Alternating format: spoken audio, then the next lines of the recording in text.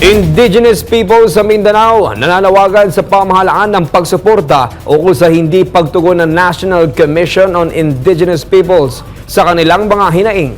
Ilan sa mga ito ay ang kanilang mga reklamo sa kanilang ancestral domains, land grabbing, maging ang mga complaint letters na ilang taon nang walang aksyon at sagot. Si Jane Domingo sa report. Ang amo ang pagpaabot una sa amo ang hangyo sa buhatan sa NCIP, partikular sa amo ang ancestral land nga claim sulod sa portion of Tagbina, Surigao del Sur, nga kung mahimo mahatagan og igong pagtagad o igong aksyon sa ahensya may tungod sa amo ang pag-claim sa maong yutang kabilin tungod kay kini para man sa henerasyon namo nga sumusunod.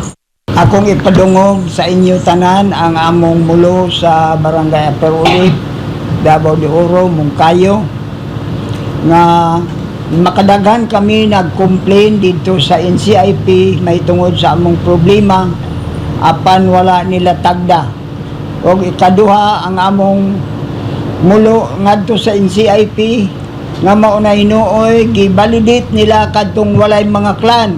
Ang ako alang ginaano sa isim ay ang yuta namo imbis nga duha ka hektarya himuon na lang nila nga human nagsukat sa una sa NCIP pa karon ginahimo na lang nila tagwan half hectare na lang sa duha ka hektarya.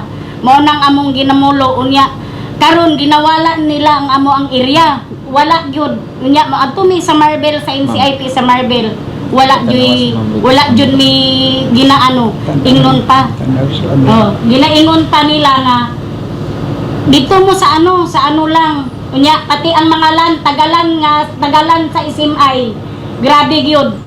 Matigsalog ug ubo manubog ata wala may problema pero ngano nag-away mami nag-create man ang NCIP og sarili niyang matigsalog.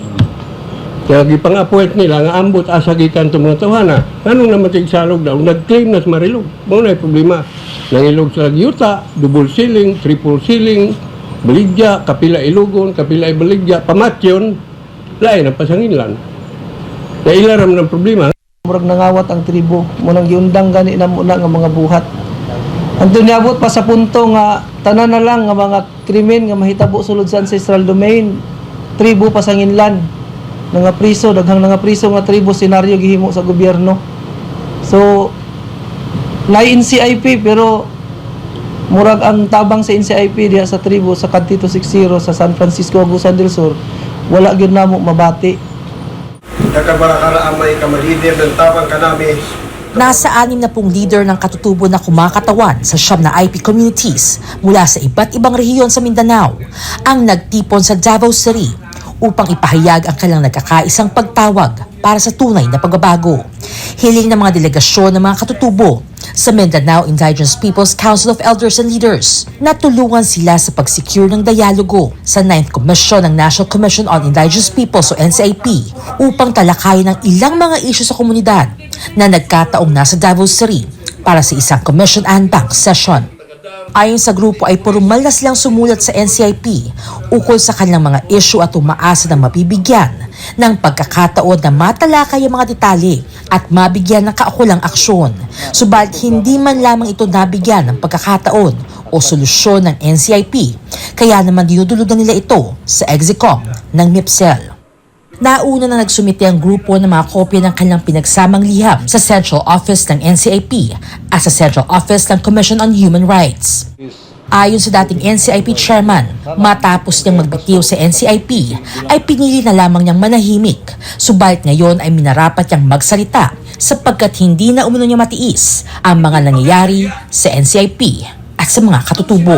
Tinawag namin itong media briefing na ito, unang-una, ininformahan namin ng NCIP kaninang umaga. Actually, by chance na nandito ako sa Davao, meron akong ibang lakad. Pero nag-ipon ang mga tribo, walong community ito, galing sa ibang sulok sa Mindanao. At makikiusap nga na makausap man lang ang mga commissioner dahil nga sa kanilang mga hinaing at problema na dumaanan ng napakaraming buwan at taon at pabalik-balik. Almost 20 plus years na. Nandyan na yung problema. Hanggang ngayon, andyan pa rin. So, bilang former chairperson ng NCIP, ako si Allen Capuyan, nasa NCIP ako ng 4 na taon, pero sa advokasya ay nagsimula ako sa 1999 at umalis ako sa militar para paglingkuran ng katutubo. Umalis din ako sa NCIP para balikan ang katutubo at sa paglilingkod. So mag-isang taon na at ilang araw na umalis ako sa NCIP, ako ay nananahimik at palaging sumusuporta sa NCIP.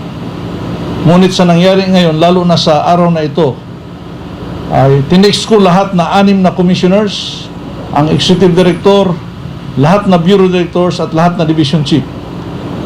Kahit isa wala nag-reply. Nakiusap po ako na kung pwede bigyan ng panahon ang katutubo na kausapin nila. Walang sumagot kahit isa. Pero sa kabila nito, nilinaw nila na hindi sila humihiling na ma-abolish o tanggalin ng NCIP. Nila nais lamang nilang ma-reorganize ito upang mabigyan ng pagkakataon ng mga IP leaders na mag-endorso ng mga opisyal na suportado ng tribo na handang managot at maglingkod hindi lamang sa pamahalaan, kundi maging o lalong-lalo na sa tribo. Reorganization ang hiningi natin dahil yung mandato ng NCIP ay tama po. Pag ito ay nilipat natin sa ibang ahensya, tandaan natin na kailangan natin ng expertise sa customary laws, customs and traditions. Hindi basta-basta nakukuha yan na skills.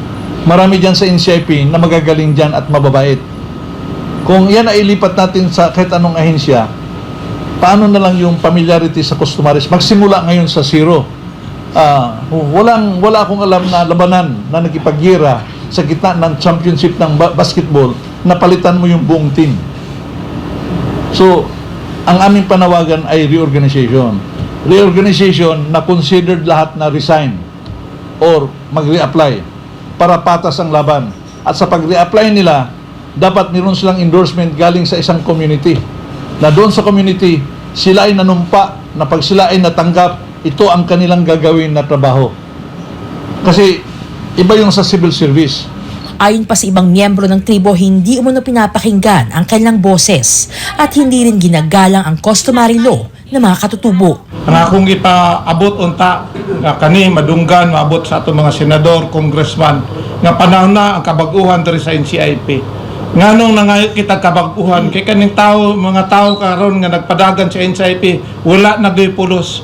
Puros na sarili nila nga interes. Nadunggan ninyo ang mga dato karon nagsulti. Sige sila buot-buot butang sa ilang tao. Ang naatay customary law dili na nila sundon. Ila nang gibaboy. Karon pangwarta na lang ang utok sa mga tao nga naadya karon sa NCIP. Kining upat o 5 ka ancestral domain pari-pariho lang halos ang ilang problema.